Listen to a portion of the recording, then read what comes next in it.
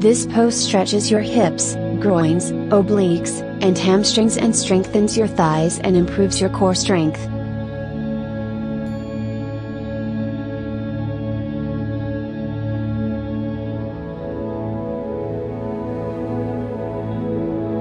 Stand with your feet wider than shoulder width apart, and turn your left foot to the left and your right foot 60 degrees to the left. Lower your body until your left thigh is almost parallel to the floor.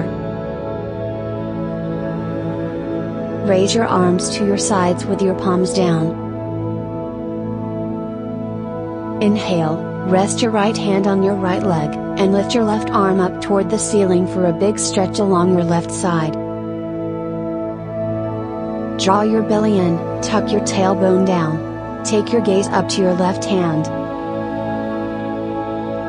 Keep your bent knee in line with your toes, don't let your bent knee go over your toes. Don't put any weight on your back hand.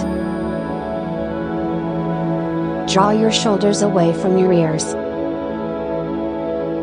Keep your feet flat on the floor.